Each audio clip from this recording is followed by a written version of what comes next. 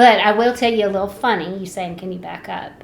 I should have ran when I think we were married probably, and he would bring a tackle box in, and he would pull baits out and quiz me. I had to learn the names, like, Did you? Know what this is, yeah. You know what this is. And he wanted me to be able to say them correctly. That's awesome. That is awesome. That's funny. That's pretty I'm crazy. I'm not telling Matt now. That's because he'll have us on a quizzing spree. Welcome to this random kitchen in my next guest's temporary home this week. I am Brittany Bass, a full-time passenger seat princess and operations manager of Matt Becker Fishing. If you do not know me yet, I am also Matt Becker's girlfriend. He's a professional bass fisherman with Major League Fishing on the Bass Pro Tour, and we are in full swing of our second year on this tour. So with this channel and podcast, I get to bring you guys some of the best wives, fiancés, and girlfriends to go through their lives, their families, their superstitions or traditions, because we got them too, so that you can hear from our side all the behind-the-scenes goodness that goes into making a tournament season possible and great. So this is episode 12 of Random Kitchens.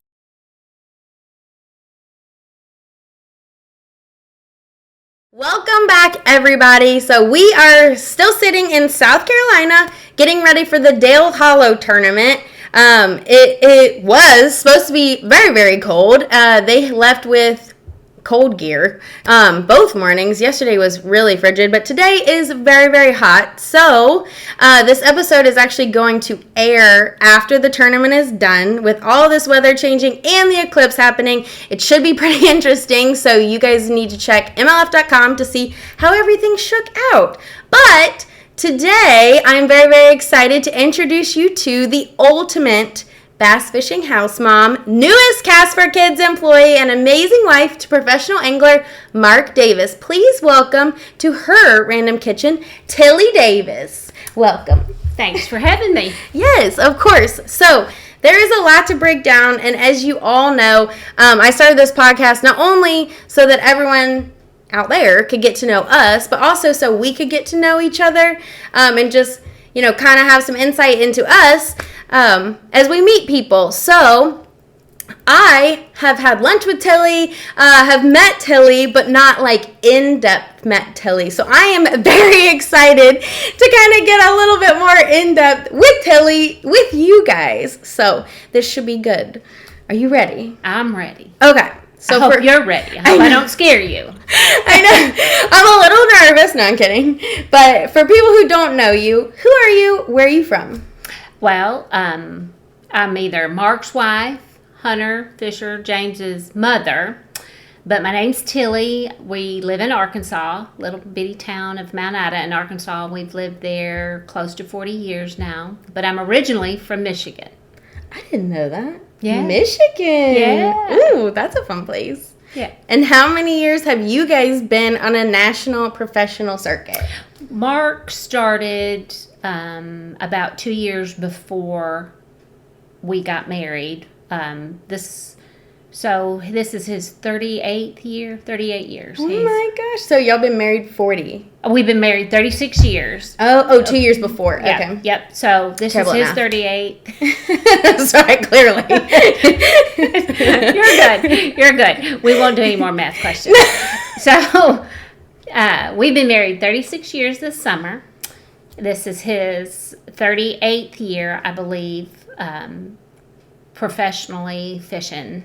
He's fished his whole life, but as a pro. That's exciting. And how long have you traveled full time with him? We decided, and you'll hear me say we a lot. Mark's career is not just Mark. It's we. Yeah. We've always, it's a habit. I've traveled full time since 1994. Ooh. So. What changed in 94 that you started traveling? Our first child was born in 91, and in 94, Mark said, my career has not done one of the biggest things it needs to do, and that's either win Angler of the Year or win the Bassmasters Classic. And he said, I feel like God wants us to be together as a family. I don't feel like you being at home and me on the road is what we need to do. And he said, we'll give it a year, and then if not, maybe I need to think of something else. I'm surviving, I'm qualifying for the Classic, but I need to do something big to really... A lot of anglers said, ugh, Mark, you're going to be worried to death with your family with you all the time. I had traveled with him some on and off before our son was born. I even practice fished with him some. Back then you could do that. But we really went all in 94, and he won Angler of the Year in 95, and he backed it up with a Classic win a couple months later. So we knew we'd made the right choice. Yeah, I was about to say, that's some good juju. Yeah. That's like listening to signs and listening to what's God telling you, and it fully coming to fruition. Yeah. That's and exciting. we never look back. Yeah. Oh, I love that. That gives me chills. That's very exciting. So, with this episode, like I said, a lot to break down because I don't know a lot of this. So, I'm going to be asking lots of questions, but we're going to do the life and love story first, take a little bit of a break, and then kind of dive into her new work endeavors, their work endeavors as the fishing family business, and then tournament life. So, before we do...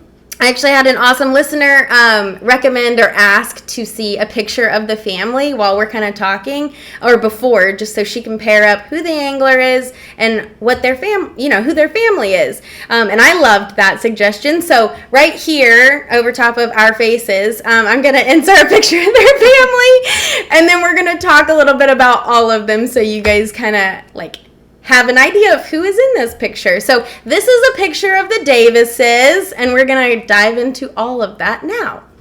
So let's start from the beginning. You and him. So how did you guys meet? I had came from Michigan to Arkansas, and I was thinking, oh, I like it here. I'll just stay. And that was... you just came for fun. Yeah. Oh. Yeah. And I stayed and went to work at a resort where he was a guide. He was a fishing guide. And I had hinted around that I wanted him to ask me out. And he finally said, hey, let's go out, but I got to go fish this big tournament first. And I was like, tournament? I don't know what that even is, but okay. And he goes, well, it's the Bassmasters Classic. And I'm like, still don't know what that is, but okay. So he goes off to this big tournament, and he comes back and he said, hey, he said, let's go and I'll take you out, but I gotta go buy a battery charger first. It's like your first intro into like what the life actually is. Right? He's like, when I was gone, someone took my battery charger. And I was like, well, okay. And not knowing that was going to be the rest of my life. Battery chargers and boats. Yes. And big tournaments all the time. Yep.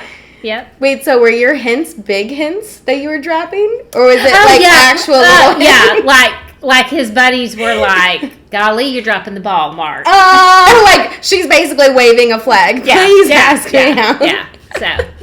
So I tell our boys, don't take dating advice from your dad. No, oblivious is what it is. You should have worn like a fish outfit. Yeah. You didn't know deer antlers. Yeah, deer antlers. Yeah.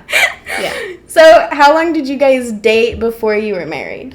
We dated about a year, and we had set our wedding for October, but he qualified for the Classic again, and back then, I couldn't go unless we were married. Oh, because you couldn't get in, right? No, because you were like not family. Right, and he would have had to have roomed with another angler. I wouldn't have been able to have the seating, which the Classic was completely different back then. Yeah. There was stuff for the wives to do every day. It's like very formal things. Yeah, and I wouldn't have been able to participate in any of that. So we moved our wedding date up to July. We got married outside in Arkansas in July. At the resort where we met. Oh. Yeah. So how did it go? Was it beautiful? It was everything beautiful. You wanted? Yeah. I mean, I didn't have a lot of big expectations. We were more worried about our guests. So we got married outside in a pavilion on the water. Had a big cookout outside, and the pastor told us, he said, well, all I can say is your wedding is blessed because we have a breeze in July. Oh, yeah. Oh, yeah. That is actually, yes. And in Arkansas. I was about to say, no breezes. Yeah. It's wet sock all day in the face. Yes, yes. But my best wedding pictures are me still in my wedding gown and him already having changed out of a tux into fishing shorts. So, we're pretty lax. Of course. We're pretty lax. I couldn't even get an Easter picture of us this year because immediately after we got home from church, he was out and in like underclothes, like his actual. I'm like, babe, we didn't even get one. And he's like, well, I wore the same shirt last year. You can just put them together. I'm like, no. Yeah. And they have everything with their name and the logo and Yep. That's funny. That's awesome, though. Yeah. That's beautiful. I was just talking to Maggie because they did a planned elopement, which I love because I love just making sure it fits you guys. So I love that you guys did it where you met, where you felt connected originally. I love that. Yep. It was simple, beautiful. It was just us. Yeah. That was all our all friends. Encompassing. And, good. And 36 years in July. Yes. Whew. Are you doing anything fun? Oh, no. It's fishing season. There's been a time or two we have actually forgot. About your anniversary? Yes. Yeah. So. Yeah. I mean, you kind of commit every single day, so. You for sure, because you traveled with him forever. So that makes it different than most people. Yeah, I think so, too. I think in the best way possible, because... and I was actually just talking to somebody about this, having a normal 9 to 5, you guys only have dinner time as your relationship versus this is all in 100% every day supporting each other. Yep. It's all day, 24 hours a day togetherness. Yeah. Yeah. It's different. It's different than having a 9 to 5 job and you both go separate ways and you both have different things on your mind at all times. Yeah. Because we're pretty much thinking about the same thing always. All the time. Yeah. I love that. I also think it can be a lot if you don't recharge a little bit too. Yes. Mark takes the fall off and hunts, and of course our kids, as a stay-at-home mom, you make them your life. Yeah. So you're pulled in a lot of directions. Yeah. So do you guys fish together and hunt together? You and Mark? I used to fish with him some before I had our oldest, and then before I started homeschooling. And now I'll go out on the lake with him some. Yeah. I have to remind him that he's already won. He's going to beat me. He's going to catch more. So just to relax, slow down on the casting. But he tries to smoke you when you go out. Or I think this is every angler. I swear he gives me the lure he thinks they're going to bite so that I can be the tester from the back of the boat while he knows they're going to bite what he's throwing up front. Yeah. So once in a while I'll give in and go out and be the tester, but we fish a little bit. Probably more now in the last couple years than we have the last 10 years. That's good. Yeah, because we're empty nesters. Yeah. So it's more of a fun activity. Yeah. We went out the other day, and Matt gave me, and I didn't know this until the end, he gave me a jig head with a hook that was slightly crooked. So he knew my bait was going to look funny, but he was seeing if that was a good thing or a bad thing based on my catches. You were the tester. Yes, I was the tester. Yep. It worked well on drum. Yep. Been there. So do you guys do any other types of fishing in the off season, or do you have vacation? I know you said hunting. So is that kind of your off season thing together? For the 14 years, we had a lease in Texas. We leased a ranch there that we ran, and Mark ran it, and we gave that up in 2021. Recently? Yeah. We just quit doing that. It was a lot of work. It was a full-time job to have it. We've helped with the high school fishing team in our area. So that took a lot of time. and we do a lot of little local fundraiser stuff and things with fishing. But as far as tournaments or husband-wife tournaments or anything, we don't do any of that. No. But there are some great ones out there. Yeah. Do you guys do, like, as far as things together, if you had a go-to choice, if it wasn't bass fishing season, like, what would you guys choose as, like, a vacation together? We've never been on a cruise.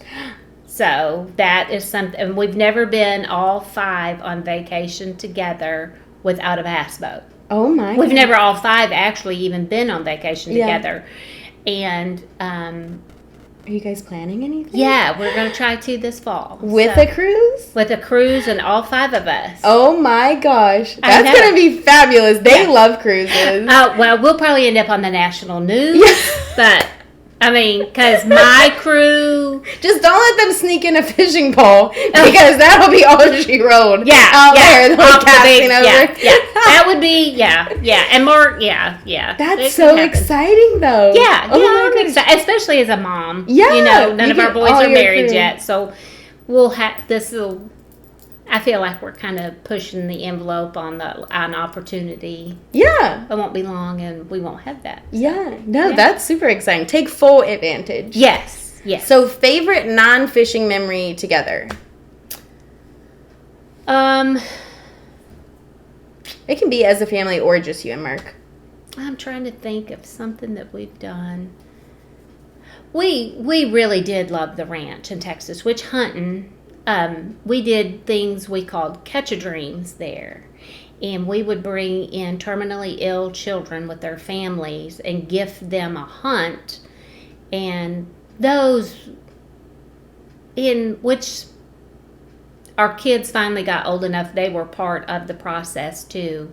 But those are good memories. Yeah, that's awesome. Yeah, they were really good. And there's some sad, but there's several of the kids that have overcome whatever illness they had, and we still stay in contact with them. So it's kind of cool.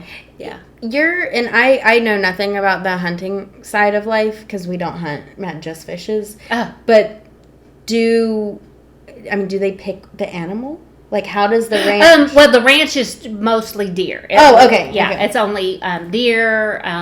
There are other times there might be some kind of exotic animal like a hog. Okay. Yeah. That's cool. Yeah, but it's... So the hunt is like, do they go out during that season is what it is? Yes. Okay, yes, cool. Yes, and we always did them in the off-season and hunting season in Texas and stuff. So. That's awesome. Yeah. No, that's really... Those are good memories. Yeah, I bet.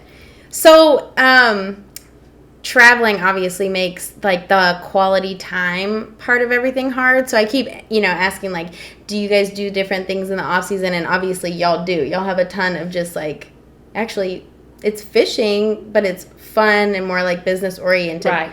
What do you guys do as like date night?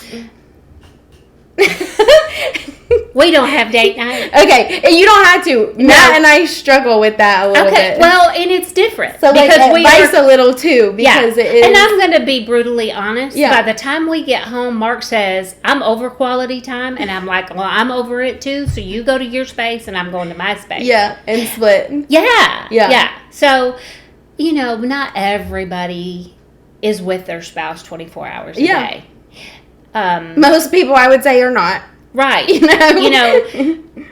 Usually your career is your outlet from your spouse. Mm-hmm. Mark's career has been our life. Yeah. And it's we won a tournament. Yeah. We are doing this, or it's always we. So when we get home, we're pretty much over being together. Oh, yeah. Yeah, we want space. Girl, I have 2 days when I get home. The first one, I talk to no one on the phone. Matt does not ask me for anything. I do nothing. I sit on the couch. I watch a show. I literally talk to no one and do nothing. Yep. And the second day is like me but he knows now, like, I have to have it or I will go, like, psychotic. Like, I need just, like, a break of and that doesn't get better. Asking. Yeah. So I feel like we have like a good routine with that, but every time I ask the date night question, like, we'll go out to dinner and stuff, but we don't have, like, a planned date night. We No. kind of use, like, No. our driving time as, like, our date night time. Right. Like, I say Netflix and chill because we're, like, podcasting and driving, but Yeah. we don't. So I'm happy that you actually said that because, really, we don't Yeah. have, like, planned date nights. No. We're together enough. We don't need that. Yeah. Like Mark says, I'm over quality time. Over quality time. I like it. So is that the hardest part of loving a tournament angler? It being? Or what would you say is? The hardest part, yeah, I mean, that would, I think for me, the financial worry, the financial stress of being married to an angler is probably the hard part. Yeah, okay. I haven't, that's 100% true. I feel like a lot of people take the question as more of like a personality trait, but that 100%. Because it's nothing is guaranteed. Like, you have contracts, but like nothing is ever guaranteed. And so much is out of my control, out of his control. But it's our life, and you have to adjust with each other to know how to manage your money and make it last and make it right so that you don't hold anything against each other. Yeah. Because it would breed a lot of resentment, Yes, I feel like. yes. Or And you can't control the weather. You can't control Yeah. the fish. You can't control the sponsors. You can do your best and do what you can. But I think that's just the hardest part. Yeah. And every couple has to figure out their own. Some come out here on tour with financial backing right out of the gate. Yeah. So they don't feel the stress. Some of us don't. You're right. We didn't. We won our first tournament, what they called big tournaments when they called them, I believe it was an E50.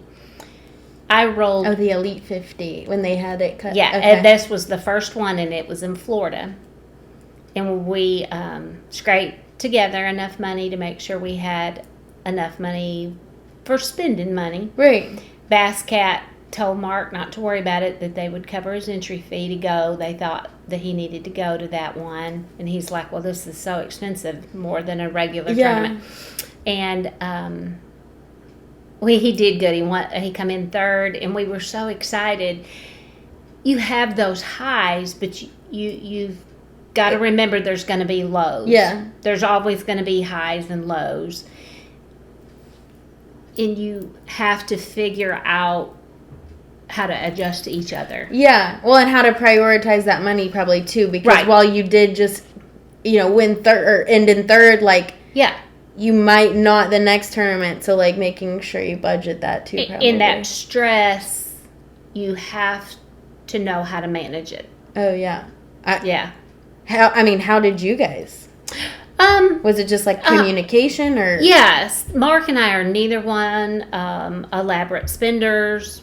We don't require much out of life. Mark will tell you he wants one thing. He wants his family to be happy, healthy, and I want to fish. Yeah. And he loves fishing as much now as he did 40 years ago when he was just a kid. Being rich or famous, or that's never been On a his priority. agenda? Yeah. Right. His deal is to make a living, and we've just always tried to never live above our means. But at the same time, when things come up and you have a $10,000 air conditioner break at home, you just know that you don't bring that up at the tournament until you're on the way home. Yes. And You're say, like, I know, honey, this happened.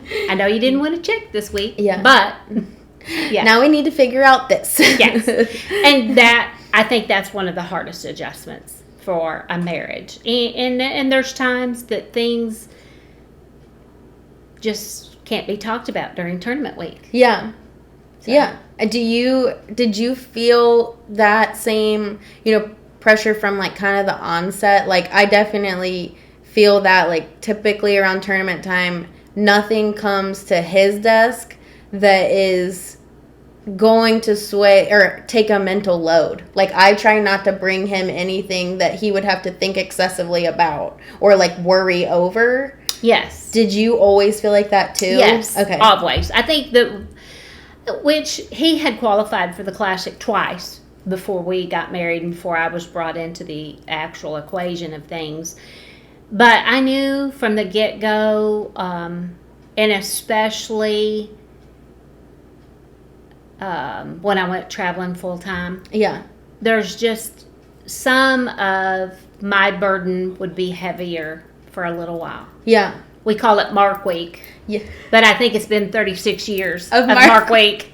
But you just keep it to yourself. Yeah. You just keep it to yourself, and then when it's time, you say, okay, this is what's happened this week. This is what we need to talk about. And then... Do you always make it a priority to share? Like, do you guys definitely circle back? Oh, yes. Yeah, okay. Yeah, like probably there's times we've probably both said this to each other. Like, you could have kept that to yourself. Yeah.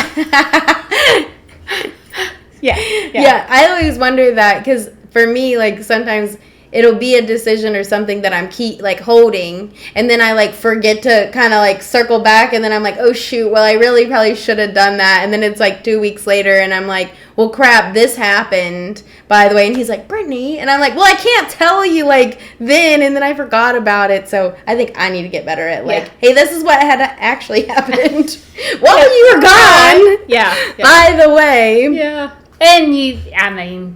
And you get more comfortable with just handling things.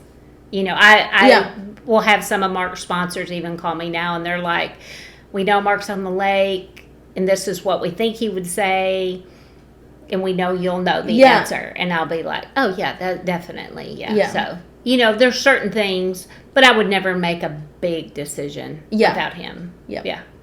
No, I think that's good. So what's the best part about loving a tournament angler? And has that changed, or either of these things changed throughout basically your entire time with him? I think the best thing is, like we've said, you're together 24/7. You're a team. You're 100% in, because it takes both of you. Mm-hmm. It takes both of us. And for him to be so passionate about something, he's never veered from that. He's knowing that's what he's wanted to do. Mark is I can't say all anglers are, so I can't make that a broad statement. But Mark personally is a very compassionate and it's easy. He's easy to love. Yeah. Yeah. Is he a romantic guy? Oh, no. Oh, my. No, because our first date, we went to get a battery charger. No. Oh, no. No. He tries to be. He's picked me wildflowers a time or two. Stop. Yeah. I would have internally cried for years. All right, I'm good. 5 more years. I usually, when he does stuff like that, I'm like, what did you do? What did you do? He's the spender. If there was another boat or something and be like, also. No. He tried. Every once in a while, he'll surprise me. So, are you sappy romantic? Oh, no. I grew up with 4 brothers, all older than me. It was survival. Yeah, you were rough and tough. And I have 3 boys and no girls. Yeah. Yeah, no. And you have no reprieve. There's no reprieve. No. I'm I know God doesn't make mistakes, but I know I'm supposed to be getting a pedicure. I'm not supposed to be on this ramp baiting a hook or, no. Cleaning up guts of something. Yes. Yeah. That's fun though. Compassionate. I think that's a good word. But to describe him, I wouldn't have necessarily guessed. He's so quiet, or he seems quiet. He is quiet, but he's probably one of the funniest people, wittiest people you've ever met in your life. But he is probably yet one of the most level-headed. He's very level-headed, Yeah. But down deep, he is very, very compassionate. Oh. Very, yeah. I love that. I'm happy for you. I'm so happy for you. So, kind of within the fishing business, which we'll kind of get a little bit more into that, but I know you're very excited. So, you kind of started something new this year with Cast for Kids. Yeah. So, tell me about that. Well, Cast for Kids is a huge foundation. They are one of the few that survived COVID. And it came out this week. We are rated a 4-star foundation. Oh. So that's exciting. There's several board members that we know and have been acquainted with. And the president, Jay Yellis, is an old friend of ours. Yeah. Bass fisherman. Yeah. I was going to say, I know that name. And Jay called and talked to Mark, and he said, hey, I know you're getting close to wanting to retire and thinking about it. And what do you think about being the regional director for Arkansas, Oklahoma? And Mark's like, well, and it wasn't months later. I had a photography studio. Oh. And in Arkansas. Yeah. In my little town of Mount Ida, I had a little studio. And I put it up for sale. And a lady asked me, she said, why are you putting that up for sale? And I said, God's opening a door. And my husband thinks it's for him, but I think it's for me. Oh, you didn't tell Mark yet? No. So we are in the abstract office signing the papers. It sold immediately. And Jay texted Mark and said, hey, we think we want Tilly for this job. Oh, no. Yeah. Oh, my God. So, yeah. So we go out of there, and he's like, you're not going to believe this. And I said, well, you're not going to believe what I said a few weeks ago. So I love when things like that happen. So we talked to Jay, and which we've known Jay and Jill forever. Jeff Barnes is a regional director, and we've known him forever. And I said, well, let me visit with y'all, and let me kind of check it out this year. Yeah. And I went to a big event in Houston the other day with one of the directors, and Jessica, and she was just the greatest. And I'm like, I'm all about this. Yeah. So Empty Nesters hasn't worked, right? Outside of the fishing family business in 36 years. Yeah. And now taking on this role. So how does Mark feel about it? Well, I think he was all about it at first. Yeah. But I left him at home to go to Houston alone for the second time in 36 years he's ever been alone in our house. That he wasn't liking. Oh. But when I come home and I'm like, oh, you should have seen these kids when they caught their first fish. And he's like, oh, yeah. You got to do it. Yeah, and he's like, you're all 100% in. So, he's like, I can't tell you about how I missed you now.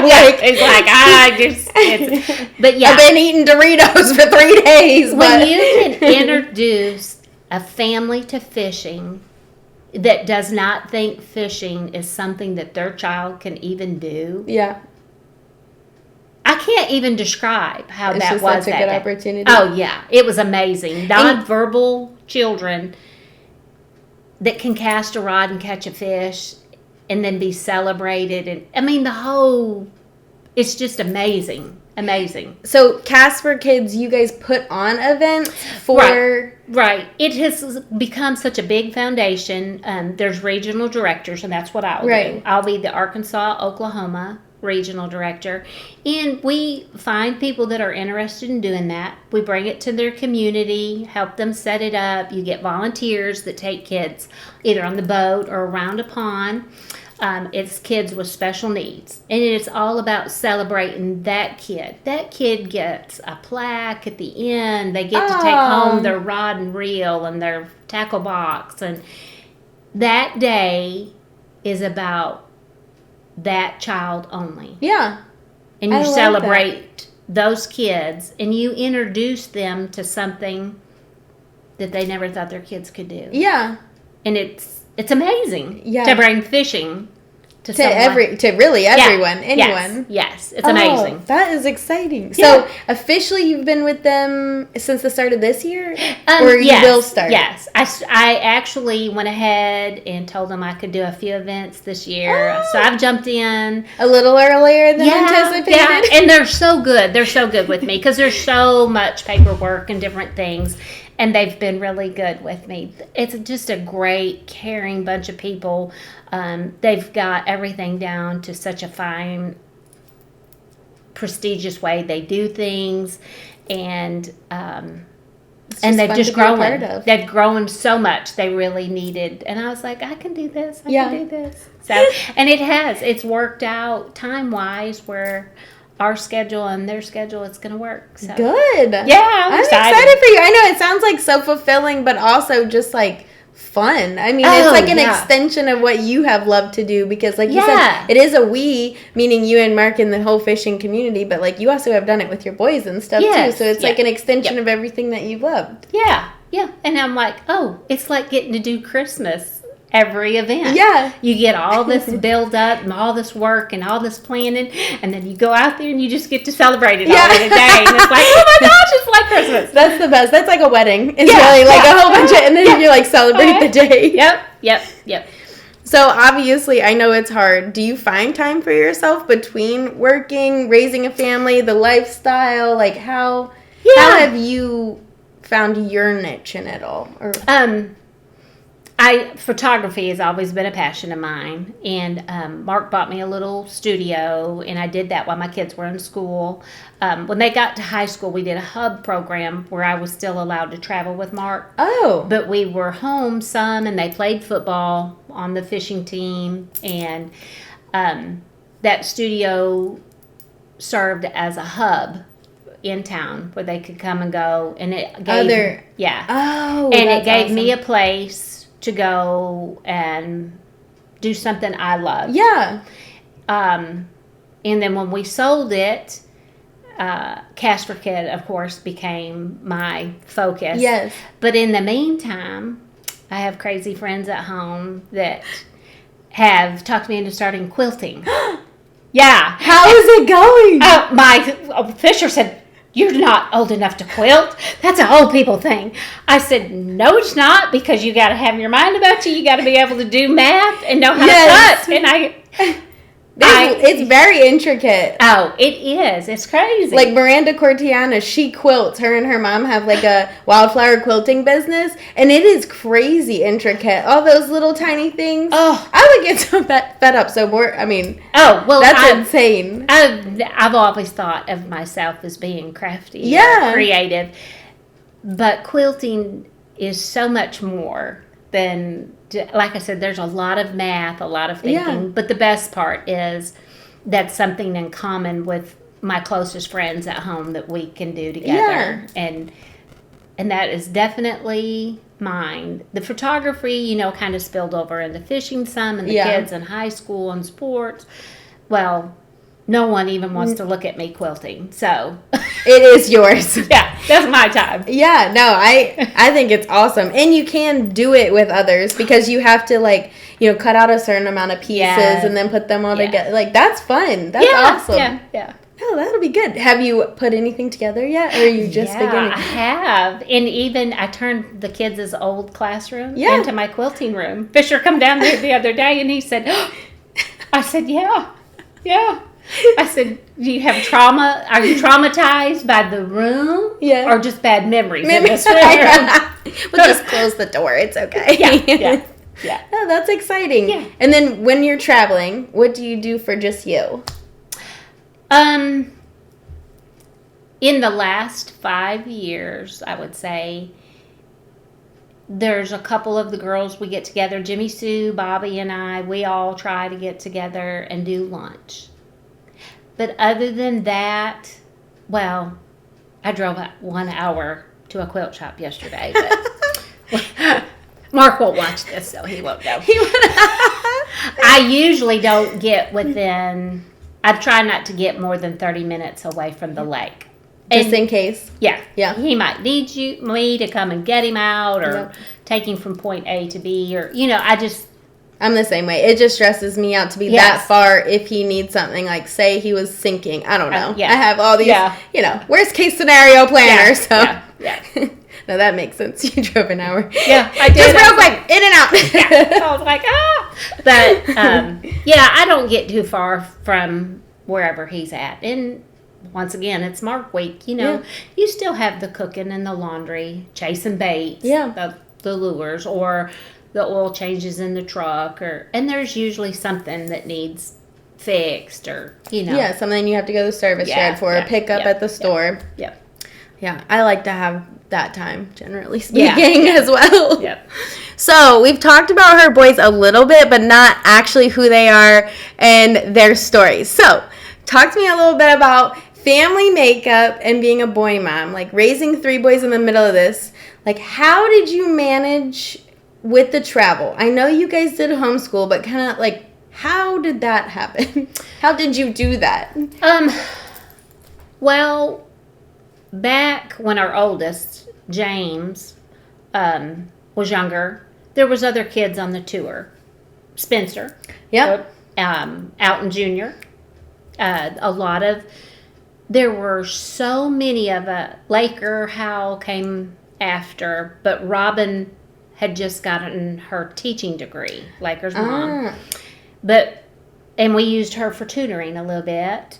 There were so many of us at that time homeschooling Peyton Hibden. Yeah. There, Clark Wendland's girls, Gary Klein's girls. We had a group. Y'all had a fishing school. Yes. That's what you did. Yes. And we would find homeschool friendly things to do everywhere we went. That's so awesome. Yeah, we were. Did you homeschool from the beginning all the way through high school, or? Arkansas at that time, when James got into the 7th grade, he had to go to school to play football. Okay. By the time the twins come along, we had adopted what is similar to the Tim Tebow law, where they could play football, but they didn't have to go to school there. Like a rec league, or they could play for the school? They could play for the school. Oh, that's cool. Yeah. So I don't know if we do that in Virginia. I'm not sure. That's where I'm originally from, but yeah, I'm not sure. Each state is a little bit different. That's awesome. So James, though, we stopped traveling a little bit when he was in the 7th grade and did football, high school, and then I went back to traveling when he graduated high school. But the agreement was that we would pull a camper. I didn't want to stay in houses anymore. Yeah. And packing and unpacking is usually the fight day. Oh, yeah. I mean, like, I'm stressed out.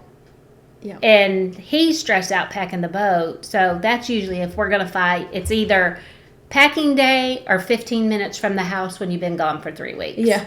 So, but yeah. I get that. So, Hunter and Fisher, I homeschooled them, but we pulled a camper, were able to take dogs. And then there was a whole nother set of homeschool kids at their age, and there was a big group of us. When they were coming up, Hunter and Fisher? Okay. Yep. There was Laker Howell, Mason Chapman. Oh. Yeah, and Marty and Iris's boys. Yeah. They weren't homeschooled, but they would come to a lot of the tournaments. So our kids all have social skills. Yeah. They all understand traveling.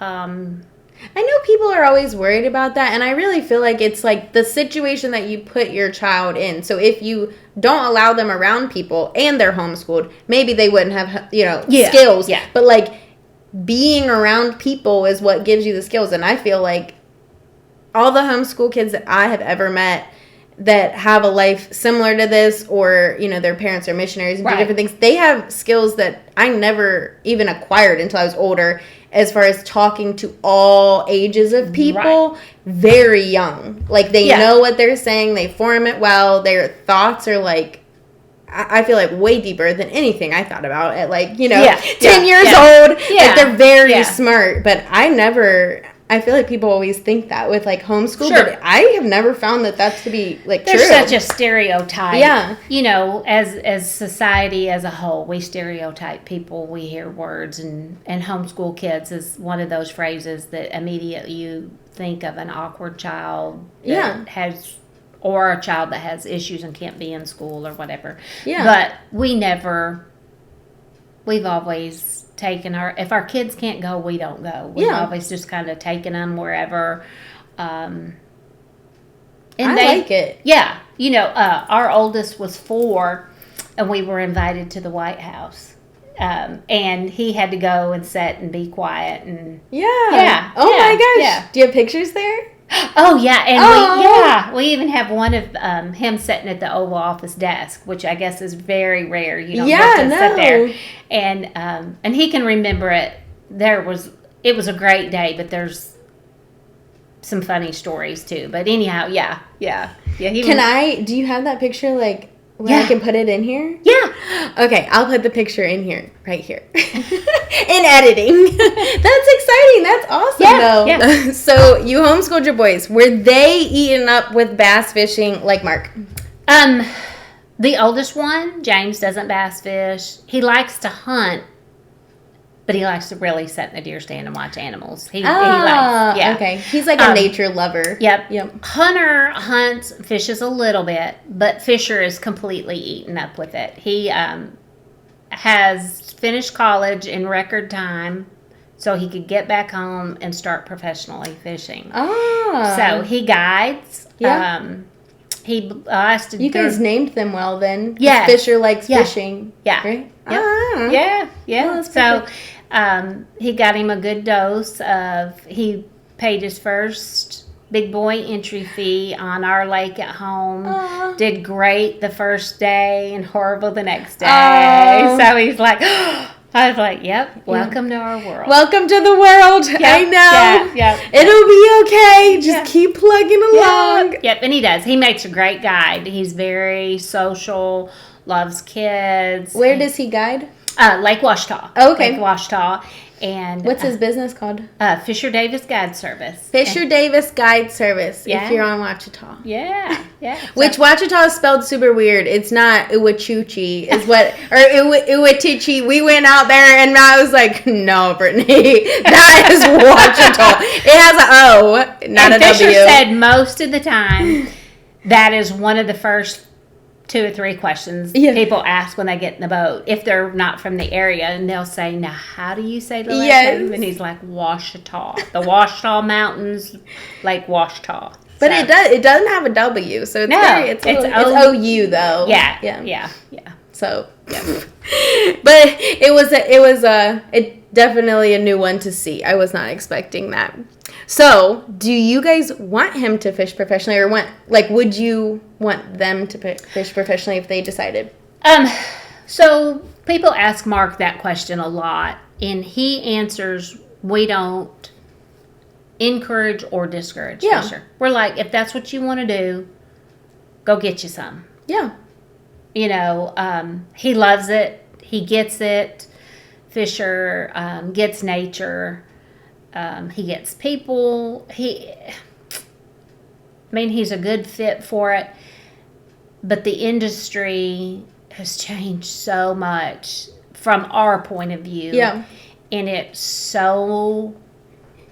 moves fast, I feel like. Yes, it's fast moving, and you have to be so, this is going to sound really bad. You have to be so self-centered to really survive it. Mm-hmm.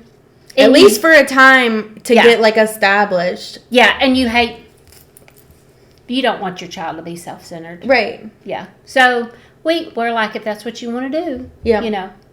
No, it doesn't sound bad. It is a singular business, but then, and I've said this before on here, within fishing, they're not only fishing and the money doesn't come because they're only fishing. You have to have created a brand and a business up under that fishing. And I think it's crazy that we take these guys who love to be in nature by themselves in these, piece of God's existence and ask them to be businessmen and marketers and salespeople. Yes. And so it's it's like very full force. And I think selfish, or at least self-centered, is a good way to put it, because they really have to. It's all encompassing. What part of me can I push? You make they have to make everything about them.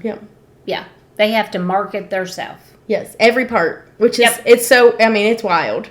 It really is. Yeah. I was very, and I knew nothing about bass fishing, like, coming into this life. Yeah. So I was, like, very surprised, like, how much they have to do and how much he did before, I was, like, pulling stuff off of him, like, how can I help? Give me the things. Yeah. Because it really is, it's a lot.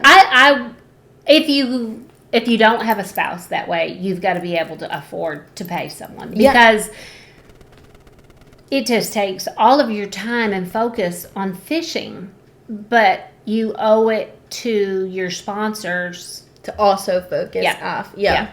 And it is a lot. It's a full-time job. Yeah. I mean, it's currently my full-time job, and it's a lot. I mean, it's a lot. It's been your full-time job. Yeah. And honestly, you've probably seen it change the most because of everything that is now required, that I feel like really wasn't. No, because we didn't have social media. Yeah.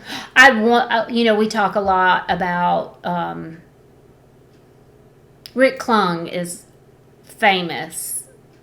I mean, he'll go down in the history books. Kevin Van Dam. Mark won 3 Anglers of the Year and a Classic title. I wonder how different those titles would be and what they would mean had we had social media. Yeah. A different way to push it out. Yeah, and I can't imagine elevating some of the pros any more than they already are, but social media would have. Yeah. Oh, absolutely. Yeah. Because, I mean, back then it was written or live. Yeah. Like, it was live or on television. Yeah. Or in, like, the magazines. Like, that was where your notoriety came from, was newspaper articles or blog writing, that kind of stuff, versus instantaneously you won, it's on everywhere. Yes. Like, I mean, anyone that wanted to know would know, versus waiting like for the stuff to come out. I think it's very crazy. I don't even know, like, what our future, like, I feel like it's moved extremely fast. Like, even from me just starting, I've been 3 years, 3.5 now, but, like, we had to start a TikTok because that came about, like, like, that was something new, and all of that. I'm like, what else could they possibly add, that we would need to also include in our stuff? Like, I couldn't imagine. And back in our day, you were to have a personal relationship with your local newspaper guy. That was your... you had a personal way. He was who reported about you. Yeah, you built those relationships. You built relationships within the organization you were fishing with. You built personal relationships with their media people, and that's who you took fishing or spent days with or invited to your house. Because it was their discretion whether they wrote about you or not. Yeah. That's wild. Yeah. And so now... I feel like that would have been a lot of pressure, too. Yes. And you had to be very careful. We had one news writer come to the house and do a big article, and it was beautiful. And it was written from the perspective that Mark was a New Ager. Huh. And we are very open about our Christianity, so we were very disappointed. What does that mean, New Ager? That Mark's rituals, which would be praying, were power of positive thinking rituals. Oh, which more is like different. A new age. Yeah. That was a phase for a while for people, and they really twisted that article, and we were crushed. Yeah. But for the most part, Steve Price, he was amazing. Gerald Crawford, amazing photographer. Another one, James Overstreet. Oh, I follow James Overstreet. Yeah, he did an article about Ricky Bodsford, and Ricky had, like, turned me on to, and I, like, see, I love his photos. He actually just did one of, like, it was Bassmasters where they were photographing them from helicopters as the guys were taking off because they didn't have drones. Yep. And I was like, that is the wildest thing I've ever seen. Yep. Back in the day, but there was a photographer that followed fishing, Bob Hunt, became a very good friend of ours. He came to the house. He encouraged me with my photography. He encouraged me with the studio. We still have a relationship to this day, even though now we all have a camera and we all have a cell phone. Do our own thing. Yeah. It is really crazy. You can put out, whatever you would like to put out on top of what they would put out. Right. Wow, I didn't even think about how you had to get articles written about you. You had to build that relationship. Yeah. You had to build that relationship. And like anything else, of course, within the industry, you get that. Every now and then you get that one that they really feel like they can take under their wing and take to the next level. Teach your pet. Oh, yeah. Teach your pet thing. Yeah. But now it's on you. Yeah. It's on you. To get yourself elevated. Yeah. Whew. So, with, that was a tangent. I'm backtracking a little bit. I'm sorry. But I talk a lot. So my brain just, in I and can out. chase a rabbit easy. I know, I'm sorry. No. So, one piece of advice you would give your son, kind of knowing all of this and knowing, what, if he wants to professionally fish, what do you see as something he should definitely be doing? Or think through as, a piece of advice going into it? I don't know. It's hard. I guess that could be a broad question for anybody, but personally, for Fisher, directly at Fisher, we tell him all the time, make sure you're passionate enough about it to give up everything else. You've got to want to get up before everybody else, and you got to want to stay out later than anyone else. And fishing is so competitive. In fishing is such a, Mark has a much better way of wording it, but the fishing industry is such a smaller circle. Mm-hmm. So you've got to stand out, and you've got to be competitive.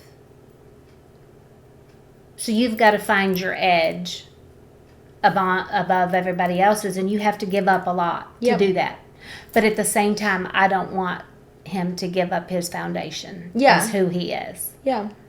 Just find it someplace in yourself with who you are, not outside of yourself. Right. I still want him to, of course, put God first, family. Right. But you have got to have enough ambition to go above and beyond to be successful with that. I think that's great advice. What about one non-fishing thing? I would advise him? Yeah. Oh, well, none of my boys are married. None of them. I was going to ask that too. Are any of them dating or married? No. So I'm always like, choose wisely. Make sure she's ambitious. And make sure she likes kids. We're ready for grandkids. So we don't have grandkids, and they make fun of us because we got a set of puppies from Hunter's Australian Shepherd, and Mark is absolutely crazy about the dogs. And matter of fact, they go everywhere we go, and they're not with us this week because we're staying in a house, not our camper, but Gus goes fishing and everything, and it just drives the kids crazy. And they're like, y'all treat those dogs better than you did us, and which, they're a little, but, and Mark says, Mark's like, well, you should get us some grandbabies. Yes. Yeah. He told them. With their grandparents. So that's what grandparents are supposed to do, is spoil grandpuppies and grandbabies. Yeah. So they're not dating anyone, but what advice would you give to any of their future wives? So actually, let me back up a little bit. So Fisher wants to professionally fish. What do you think Hunter and James want to do?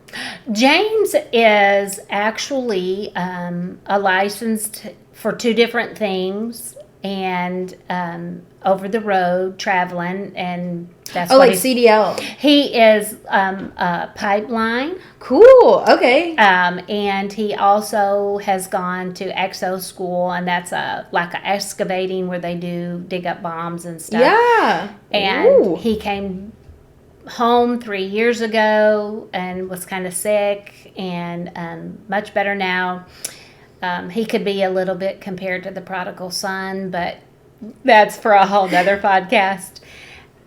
He's great. He's healthy, good, but he doesn't want to travel anymore. He's decided he wants to stay home and have a family, and he's working with a contractor building houses and loves it. Oh, awesome. And he's happy and loves it, and I don't see that changing. Yeah. I think it takes a couple tries to find out what your, like, actually heart wants to do. Right. He liked both. Yeah. He loved the pipeline. It's a little bit rougher crowd. Yeah. You know? He loved it, but he wants to be home. He's traveled his whole life, and he's ready to settle down and be home. Hunter and Fisher graduated in 2020 during COVID. Did not really have much of a graduation. I know. It was kind of the bummer. But Fisher had always known he wanted to fish and do ETBU as the school he went to.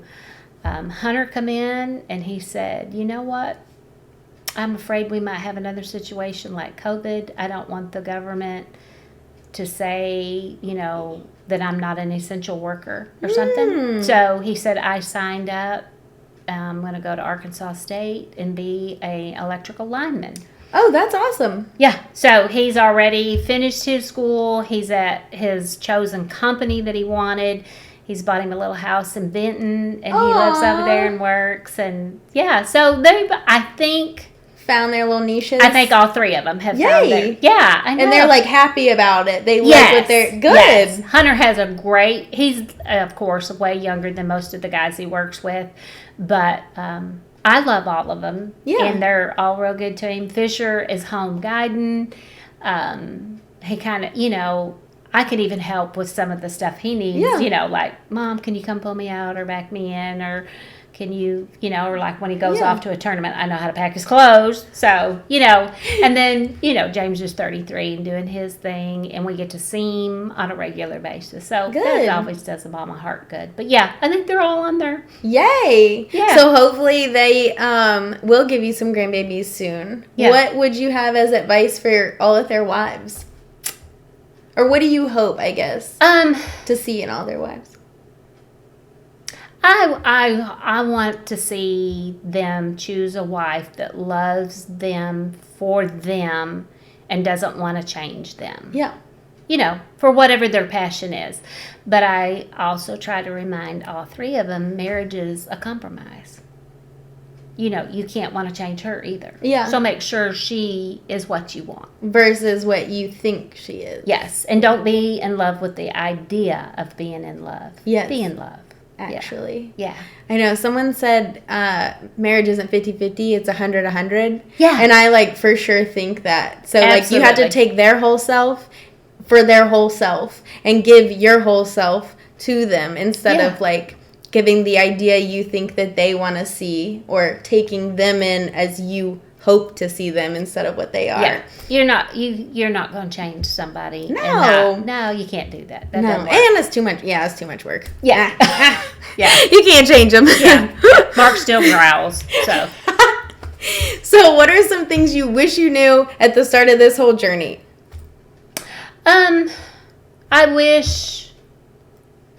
You always wish that you could have done better. I wish we would have known more business marketing. I think I said this earlier.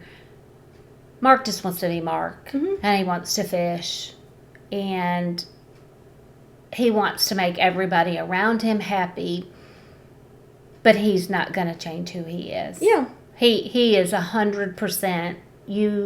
What you see with Mark is what you get. He's not a smoozer. He doesn't sugarcoat things. But he's never pushed or marketed himself. I think I wished I would have known how to maybe help him with that a little more. But at the same time, I don't know that he would have wanted any more. Yeah. So, yeah. It's like a give and take, I feel like. Man, I talk about that all the time. Like, how much exposure is too much exposure? Right. You know? Like, do you bring the whole world into your family? Do you not? Do you, like, how do you connect with people without giving up so much of yourself, you know? Yeah. It's always a toss-up, especially now, because everyone has access to everything. Yep. So there's a lot of new moms in the industry and new ladies becoming a part of the industry. Do you have any advice as far as traveling? We're starting to travel with new babies. Yeah. So I just talked to Maggie. She has a 2-week and 2-day old. 2 week and 2 days. So little. And then, you know, Katie and Anna, and they both had babies. Victoria Canal's apparently supposed to have her baby tomorrow. Oh, so my. Lots of babies. My first bit of advice is don't sweat the small stuff. Enjoy every minute of it because it goes fast. I hated homeschooling, but I would do it the same way because we were together. Yeah. You want them to have a relationship with their both parents. Yeah. And that's the best way to do it. And as far as traveling with a new baby, do it the sooner the better. They know. Get it in the routine, basically. They don't know any different. Yeah. Our boys, an 8-hour car ride, they're just like, oh, that's normal. You know, hotels, normal. Houses, pulling a camper, pulling trailers, whatever. Being stuck in a meeting for 2 or 3 hours where you've got to be quiet and sit and color in a book, that's normal. And I think the more you can do that, but don't sweat the little things like a baby crying in a room. That's not going to get on someone's nerves near as bad as you think it's going to. Yeah. Enjoy them. Do what's good for your family. Just enjoy. It goes fast. Enjoy it.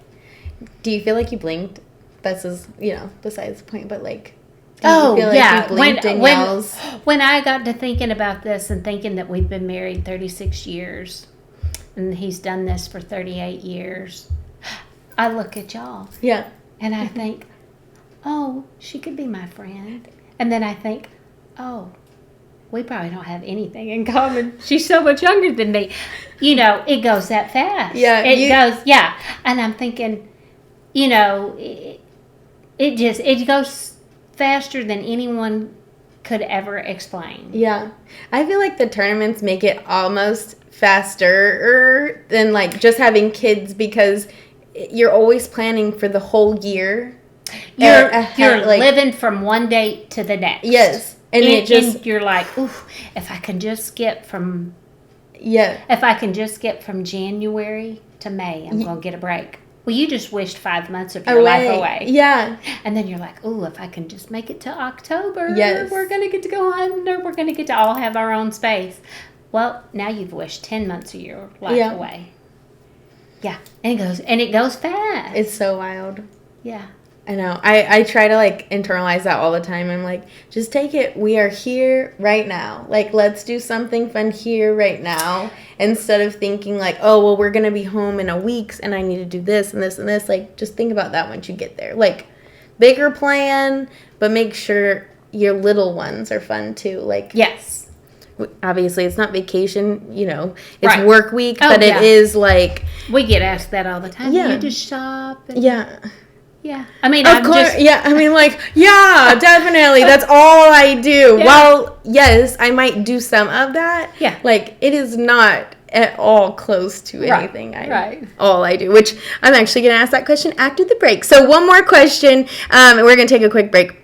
But if we had a WAG, so wife and girlfriend's fishing tournament, which wife or girlfriend do you think would win? Okay. And I've kind of said you on multiple occasions to this question because I've heard, like, you and Robin Howe and, like, Iris, like, I heard y'all were really good. Well, Robin and Iris would be my two picks, both of them. Iris fishes all the time. My goodness, Robin lives on Gunnersville. And matter of fact, she's competed some.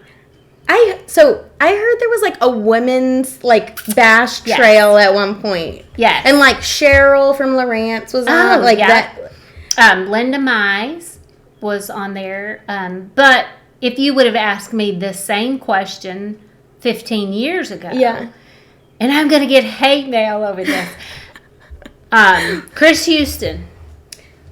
Is that Jimmy Houston? Okay. That's his wife. And she is probably as good, if not better, than Jimmy. Really? And Voga Reed, they really set the pace for women's fishing. Dang. They were very competitive. Chris was amazing. She is probably what I would have called the poster wife in our day, for as far as she stayed in the background, but she was number one supporter of Jimmy Houston. Yeah. Voga Reed, Charlie Reed won the classic. Voga, amazing fisherman. It just yeah. But I love that. Yeah. So that is so fun. Yeah, but I'd have to put my. I know. You're gonna be like Jimmy Houston, but Chris is an amazing woman. Yeah. Sweet. You would have loved her. Very quiet, very in the background, but very good fisherman. Oh. And I've heard Mark talk about her fishing skills, and Mark can be male chauvinistic. He's a Southern boy, so. For him to talk about her and Voga, but means something. Yeah, but I can remember Robin fishing some. Iris, of course, she's like slap dab in the middle of it with her crew. And Bobby Chapman, she fishes with Mason and Brent some. So we would have a good tournament. Like we could have a girls' tournament. Yeah. That would be hilarious. I think it would be very fun. And honestly, like, I've talked to multiple people about it. Even if it was like teams, like you could pick a partner and on like a pond, like a smaller body of water, so you're not having to like break down a whole lake. But I think it would be fun. Well, I'm putting in. I want you on my side first. Me. She's so cute. She's the most competitive. Oh, she's so competitive. We played pickleball. And I was like, me, you. And she's like, oh, yeah, I'm competitive. And I was like, well, I know that now. But seriously, it would be fun. Yeah. And she would be one of them that would be right out really there. Good. Yeah. Man. Oh, yeah. I like it. Yeah. Okay, we're going to take a quick break, and then we're going to come back and kind of go through more of, like, their actual tournament, like, week and what that looks like. So we'll see you guys after the break.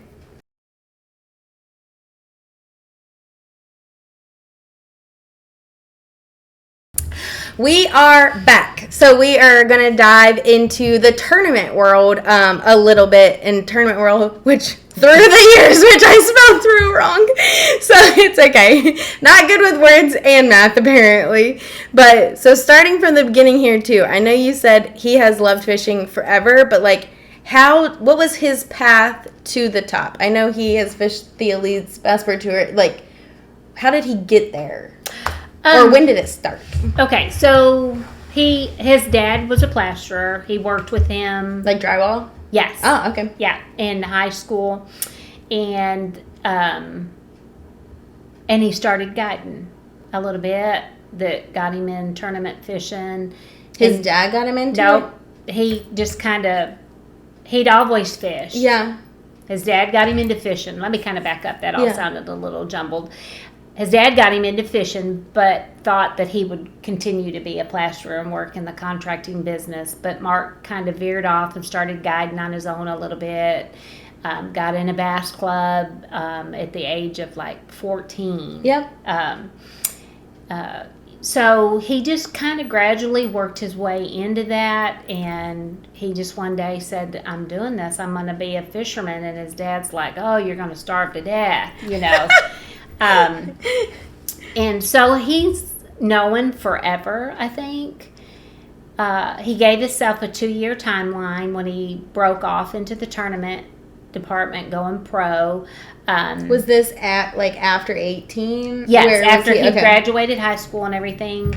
He would have been about 22, and he started bass fishing, big tournaments.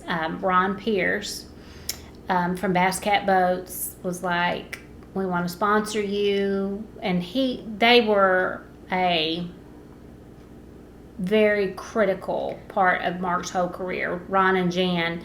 And they really mentored to us a lot. Jan, when I come on the scene a few years later, they were a lot of his career. He gave himself a 2-year timeline, made the classic immediately. So back then, did he have to do the opens to the elites? There were not elites yet. Oh, okay. So there was one tournament trail. Okay. And if you did well enough, you qualified for the classic. Okay, cool. That was, and then his 2-year time was Frame. the time frame. How did they consider it a pro at that point? Was it financially fishing full time? Like in his mind, like what was his pro? Right. And because now obviously you qualify up. There's so many trails now, and there's so many tiers. In his mind, for you, I don't think you had to qualify.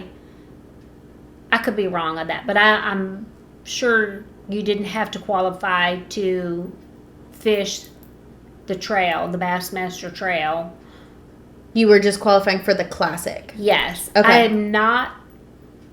I want to say like there was a process, but I can't quite remember. Yeah. And of course, he had qualified twice before I ever really right. But he gave himself that timeline that if I can't make it, and then in '94, I think I'd said before, we kind of was like, okay, we can do this. We can do this. Let's see, but if it doesn't work, then we need to go back and rethink this. Yeah.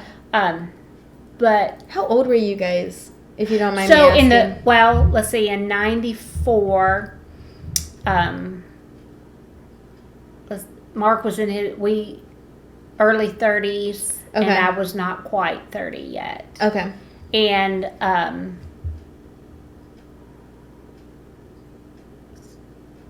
Mark was just 30, and I'd have been about 25 when he won the classic. Yeah, he would have been 30. And then, he continued to win Angler of the Year and different things. And then they brought on WCF, and he won one of those. And they brought on the E50s, and he won 3 of those in a row. And, jeez! And he won an Open on Table Rock, and he won an FLW, and different things.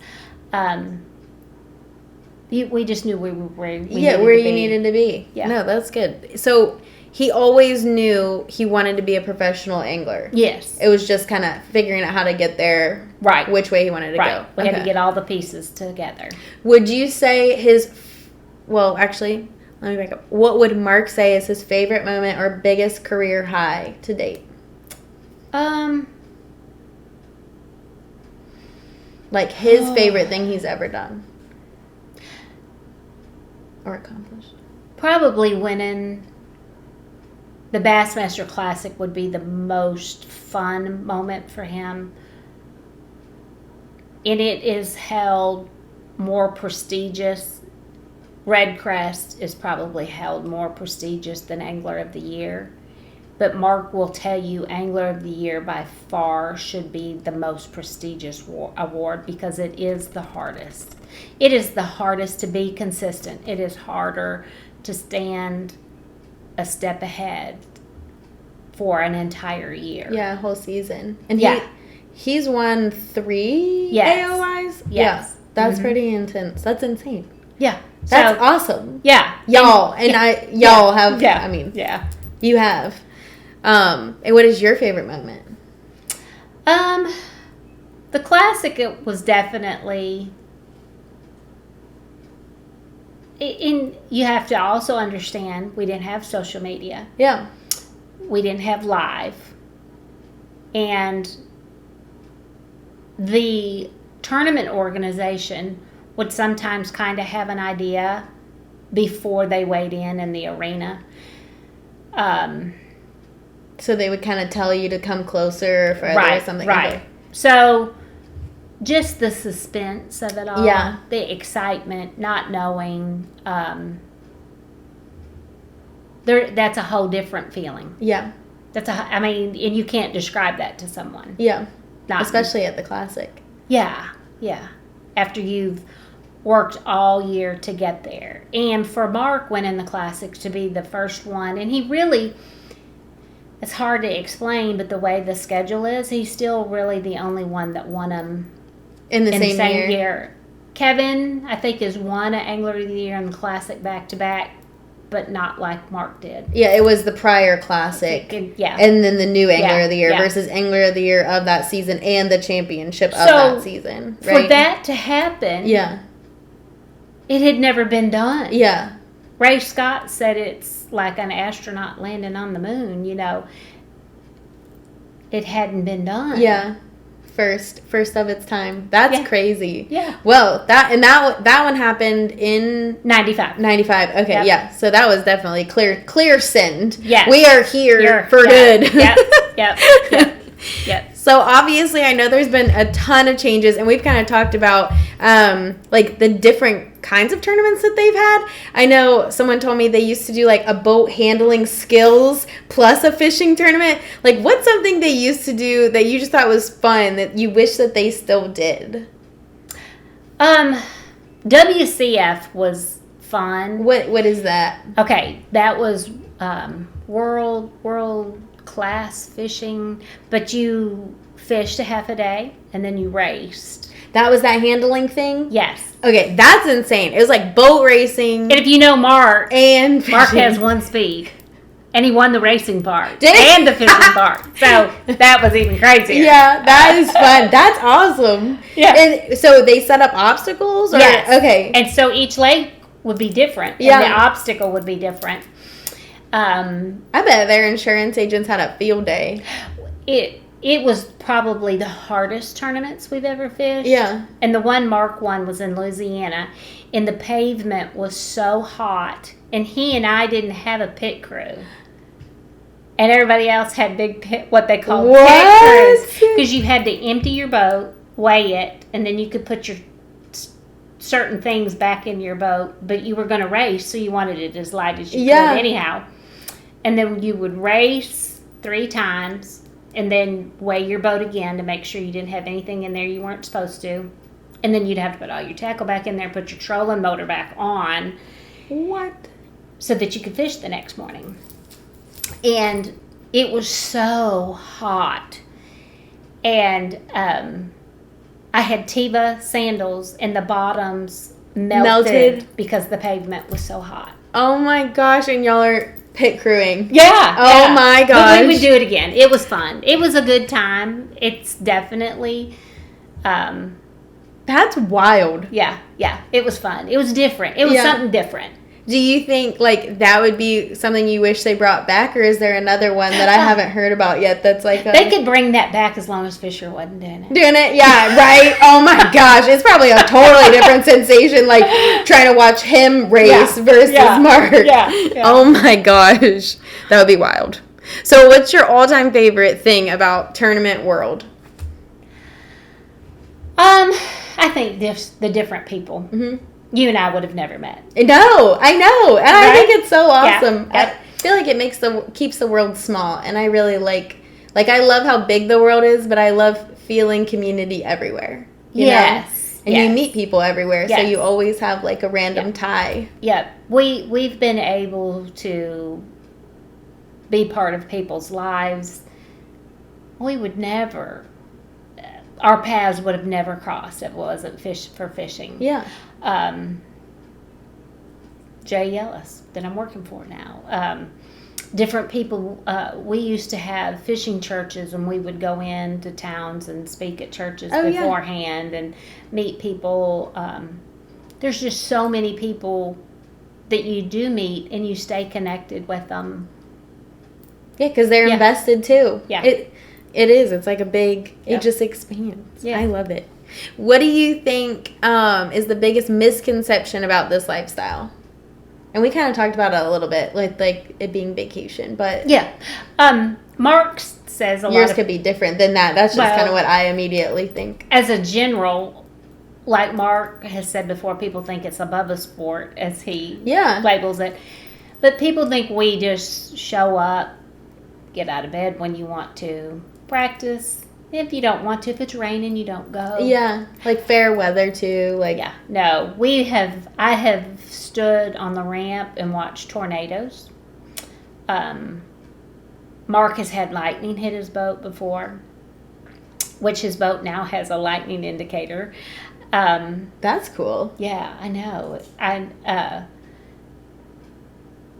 I don't get to shop every day. Do I go shopping? Of course. Yeah. Like I said, I drove an hour to a quilt shop. But there's times that we will roll in just in time to start practicing, and you fish hard from daylight till dark. Yeah. And then when it's over, you're in such a hurry to get home, you go straight home. Yep. So you might not even realize anything in that area because you didn't see any of it. Yep. You're 100% committed to your job. Yep. You're 100% in. And when there's times that there's trouble, and it is a community, there's been times that we've had to drive each other's rigs home. There's times we've had to help with each other's kids that are sick. So you don't have a lot of extra time to just do things. Yeah. You know. It is pretty wild. Like, I would assume, I mean, even, like, from me trying to assess it, like, from an outsider, like, I would assume, well, while the tournament is going on, you do have time, but, like, you don't. My stomach is in knots. Like, I'm watching live. I know we'll talk about this in a second, but I'm watching live, like, score tracker religiously. Like, I can't focus on other stuff if I don't think he is, like, either having a good day, having a bad day. Like, I have to feel out him, and if he doesn't have a camera, like, I'm like, all right, where do I think he is? Is he okay? Is he mentally okay? So, like, I'm taking on, like, the mental, like, worry. He's out there having, you know, a great time regardless because Matt's head is, like, so even. But I'm, like, I feel like the worrier, so I don't think, like, you know, anything too excessive because I really like to focus on, like, what's happening and, like, putting my good juju out in the world and praying the whole time. Like, I've never, prior to this, prayed to God for help with fish and weather. Yeah. But, like, now... You understand weather on a whole new level. Yes. So, I feel like that is a misconception big time, like how much time excess we have. Yes. But we definitely don't. That there's... I even tried to find it, like... And people don't understand all the rules. Yeah. They don't understand that I can't go on the boat with him. Yeah, do people ask you that still? Yeah. I'm like, well, would I go on the field if he was a quarterback? Yeah. No. And I'll have Rick Klung, someone asked his wife, did she fish with him? And then you could, and she said no. If he was a brain surgeon, would you want me in there with him? Yeah, it's his job. Yeah, and I thought, ooh, that was a good comparison. Yeah, it is. Because, no, you want him fully focused on the job at hand, not, you know, what's going on otherwise. Yeah, you can't. Yeah, and it's hard for people to understand everything that's on the line. Yeah, it's a lot. Which is pretty crazy, but it's good. So what's your typical tournament routine? Well, normally we have our camper, so we'll get it started packed for the first of the year, and then that takes about a week. But then each tournament after that, it's not as hard because you're not washing all the fresh linens and all that stuff. But I pull the boat and he pulls the camper. We take our little Aussies with us so that we feel like we're at home. Oh, yeah. Y'all have 4, too. Well, we have 2, and then Hunter, one of our boys, has a rescue dog and another Aussie, the mama. Okay. So those are the 4 in that picture, the original picture. Okay. Yeah.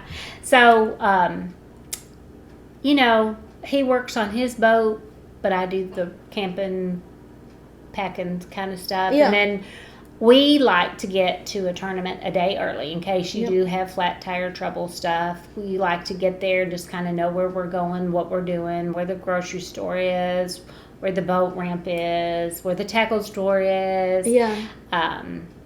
We just like to get a day early just to not be rushed. But it doesn't always work that way. Yeah. There's a lot of times you get there just in time to launch and go fishing.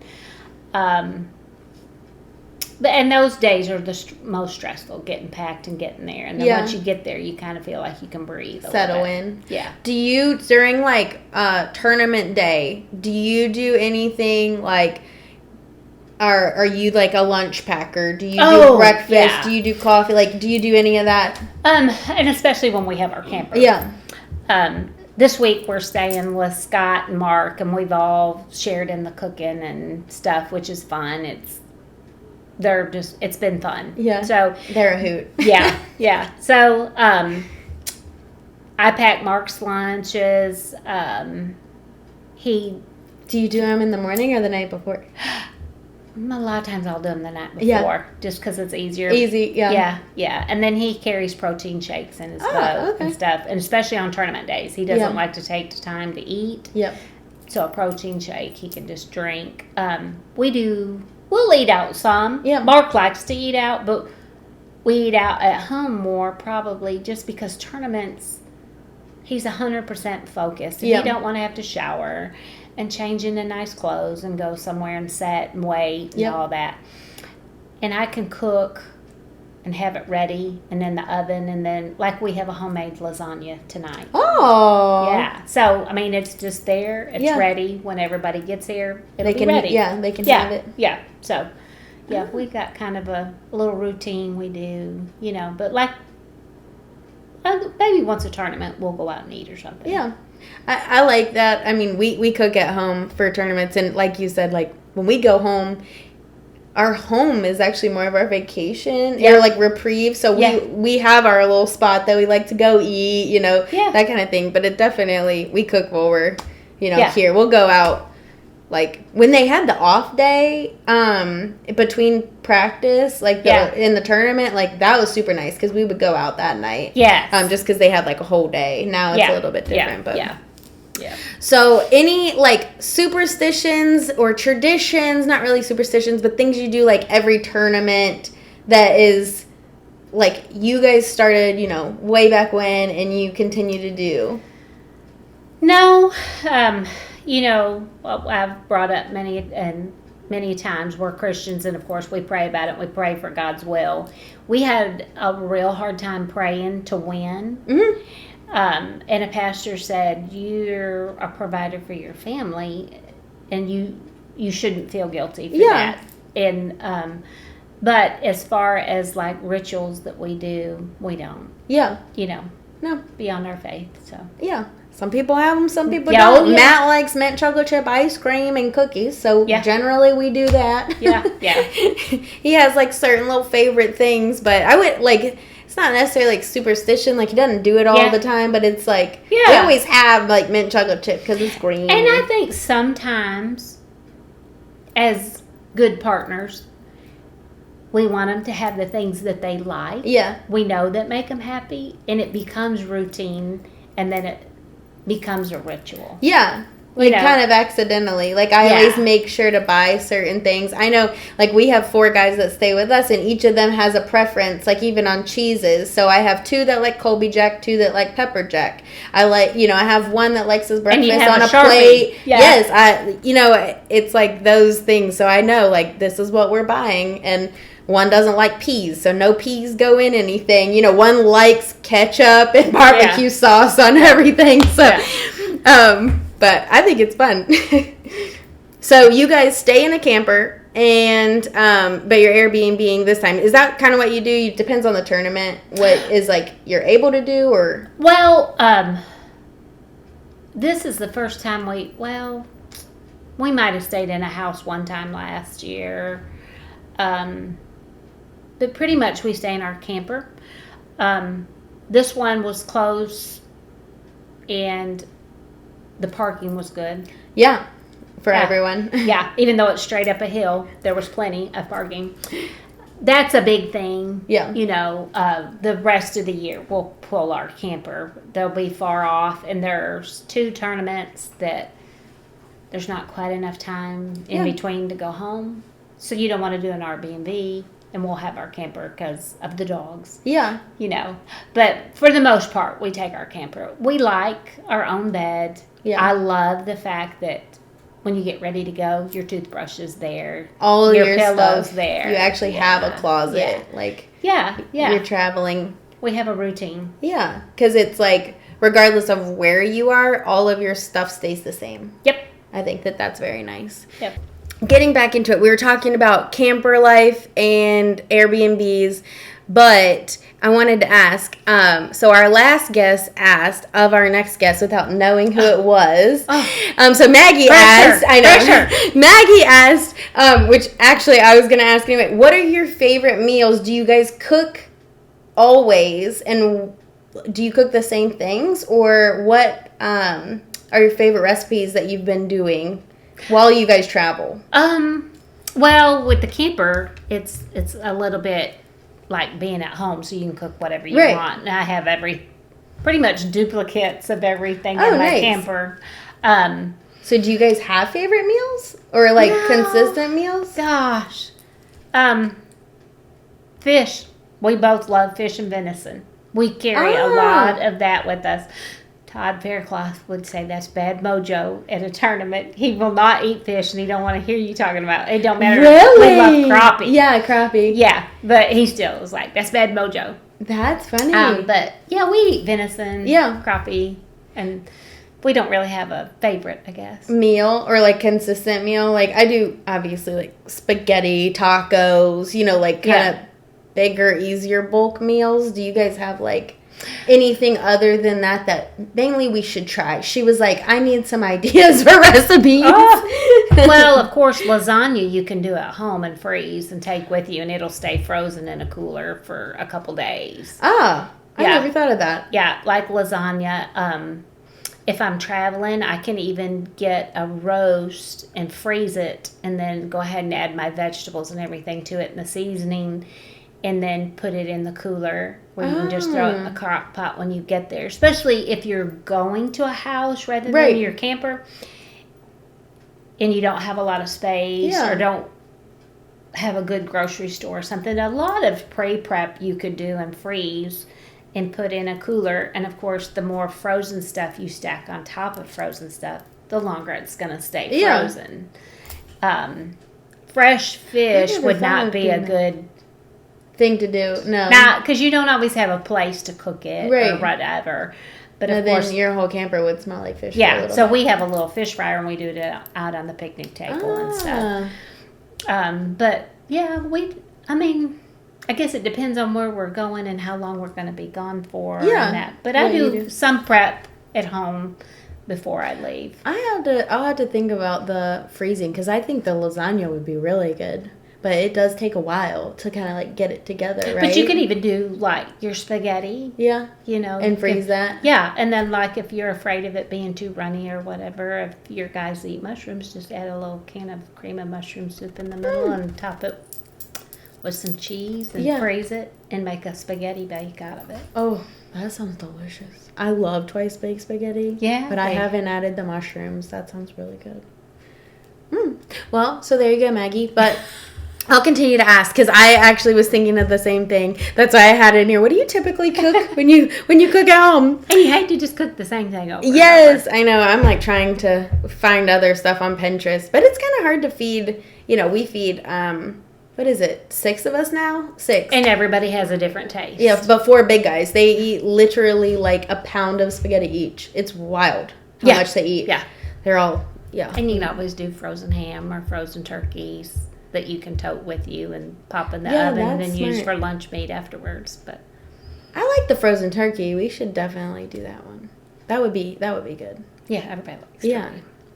So obviously you also help with the fishing business, and is it mainly like, do you get into the contract and sponsorship talks too, or do you stick to now more of like the photography, social media side, making sure, you know, he's like hitting on all of those? I don't negotiate any of his contracts. We come up through an era where a handshake and a contract came after. Yep. It's obviously different.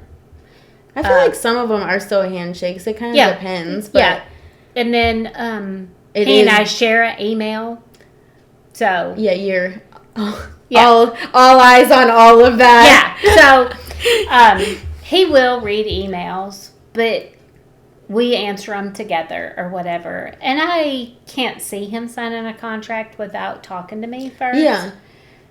But definitely, if I didn't think it was a good idea and he did, I would never hold him back from that. Yeah. So we discuss everything, but I would never go in a meeting on his behalf, like without him. Yeah. Right. Yeah. Yeah. Like as an agent. Yeah, That's why I was wondering if you acted as like an agent at all. And there's been a time, and there's still a lot of companies that is a complete,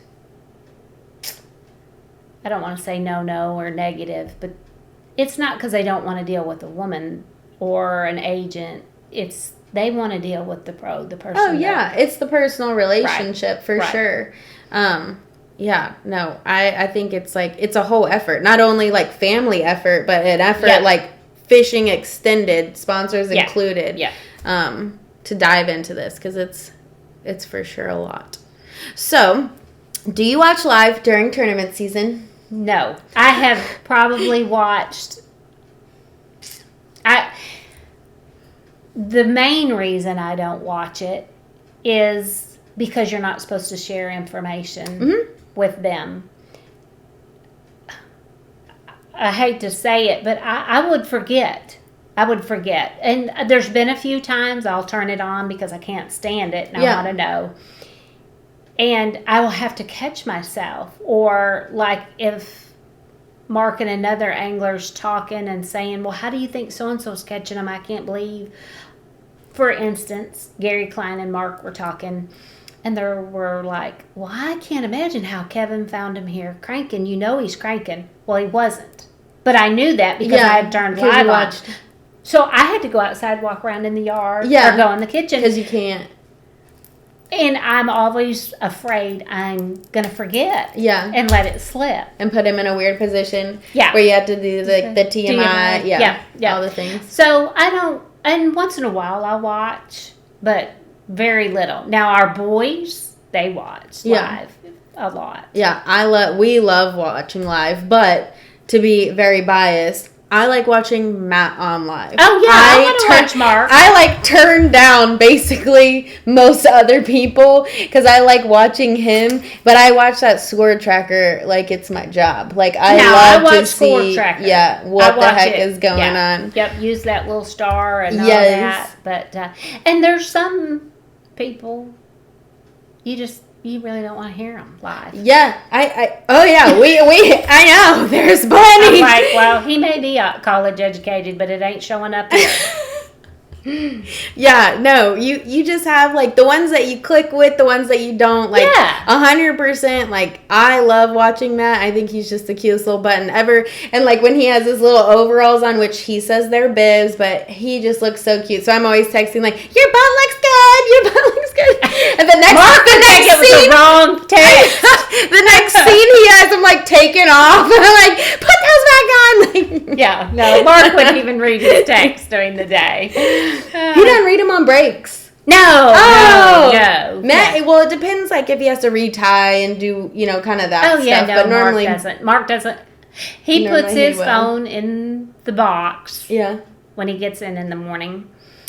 And he don't take it out. Sometimes he'll come in the house and be like, oh, and I'll have to go back out to the boat. And get it. Yeah. He doesn't look at it again. No, I'm like an emoji firer. So normally, like, if I see Matt catch him, I'll send him like a bunch of like meatball emojis, or like there's this guy that's like, feel the heat. And I like always send him that one. I start sending Mark that, he'll be like, I know. My wife has been hacked and that person's sending me crazy stuff.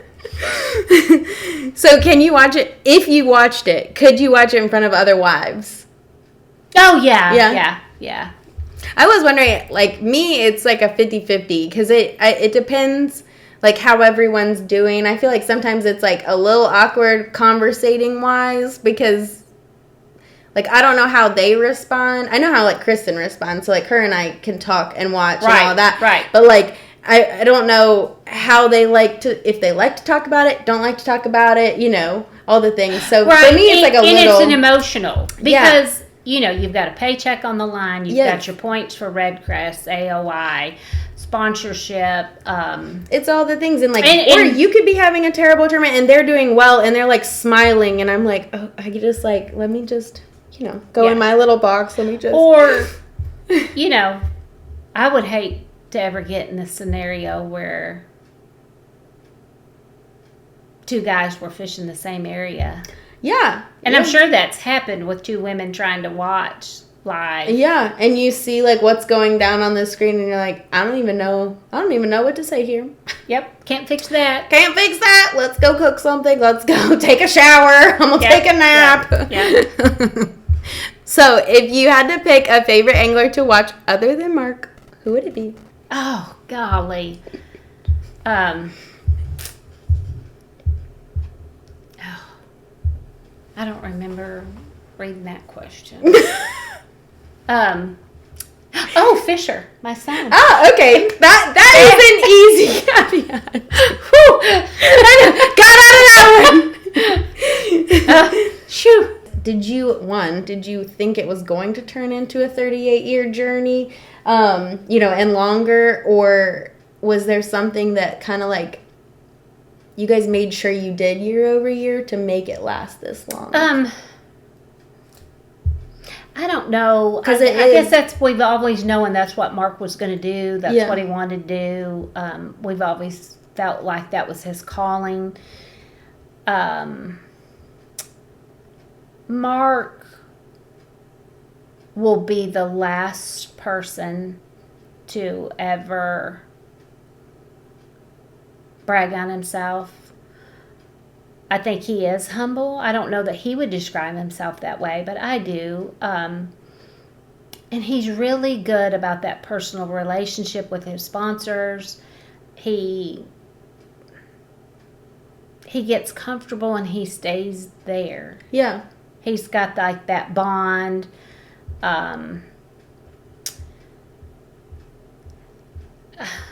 So I guess just over the years, he has just been loyal. Yeah. Yeah. Rather than he never has been one to seek a shinier. Yeah, shinier prize. Yep. That's not him. Nope. That's not him. He wants stability, and loyalty. I like that. Well, and we talked about the industry has changed so much since we've been in it, and I can imagine over the years it has always been changing. So finding your people to ride the wave with versus hopping from wave to wave. Right. That's probably. Yeah, and I think that would be the best way I could describe it. And that works for some. Mm-hmm. That's not us. Yeah. And I think that you're happier if you're not stressing over that hopping all the time. Mark's real comfortable with his sponsors. Most of them he can pick the phone up and call and have just a chit chat about what the day was like or whatever on a personal level as well. But you gotta be careful who you let in your circle. Yeah. And the fishing industry is small. You can't burn bridges because you never know who's going to be working for a different company. Yep. Yeah, we say that a lot. It changes a lot. Yeah. And it rotates because the industry is small. Yes. And there's different companies. Yep. Yeah, I was thinking about it because obviously Matt would love to fish forever. So I feel like we have. Yeah, I know. So I'm like, well, she would be a perfect one to ask if there was anything that we should be considering every single year to make it just you get that circle that you love and you are confident and you really love. Yeah. And they're extended family. Yeah. Yeah. No, I think that's perfect advice. Obviously I wouldn't know because I'm not there yet. Do you think Mark would fish another 38 years? Oh, yeah. Probably not at this level because of the stress. He loves fishing as much as ever. social media. Not his fave. No, he doesn't. And he doesn't get it. He doesn't understand it. Yeah. Because that's not him. That's not the generation he was brought up in. It's just not him. Yeah. No, and that is a huge part. Mark wants to be judged by his ability to fish. Exclusively. Yeah. And I feel like it is a little odd that they don't only base it on that, because that is their sport. That's their job. That is their job. Yeah. So compensation doesn't always equate to only fishing ability. It almost never does, actually. So, like... Yep, it doesn't. Yeah, it is, I think, definitely a different world. Yeah, yes. And we've seen it change so much. And so many new things come and go. So many new companies come and go. So many new ideas come and go. But he still loves to fish. And he is still competitive. It doesn't matter if it's bass fishing or bowling or... He bowls? We've done that some with our kids, yeah. And he's going to make you play an extra game just so he can win one extra. Yeah. Yep. That's awesome. Yep. No, I love it. I mean, it all stems back to bass fishing is really what it is. So that's also why I like to take the load off of Matt, because that's really what he likes to do. So if I can do the social, the business, all that, then he can just focus on what he likes. But, okay, one last question. Okay. And then we'll do a few quick hits, and then we are done for this episode. So, first, what are you most proud of that you guys have accomplished together? It can be fishing or non-fishing related. Raised 3 boys. Yeah, I would say 100%. Yeah. I'm very proud of you guys for that. We're all still alive. We all still speak. All still functioning members of society. Yes. None of us have been canceled yet, but that could change. That could change. So, we're going to wrap up with some quick hits, and I do these with all the wives. What is your PB, and where did you catch it? It can be largemouth or smallmouth or spot. I probably caught like a 4-pounder largemouth on Lake Washita, you know. Very nice. Yeah. But not like exclusively weighed, like this is my personal best. No. What is your go-to show, movie, or book? I'll add in books because I love to read. Oh, I do a lot of audiobooks. I'm hooked on audio because I'm in the truck by myself. Oh gosh, I'm not really sure. And I love movies. I love lots of movies. What's your all-time favorite movie? Not to ask another question, but... Yeah, I'm trying to think of what my favorite would be. I love the book. It's kind of sad, The Orphan Train. That was a good one. Right now I'm trying to get through Bible in a Year with a Bible recap. And I'm a visual learner, so I'm watching little video clips that go with it so you understand it. Oh, I think... Is it an app?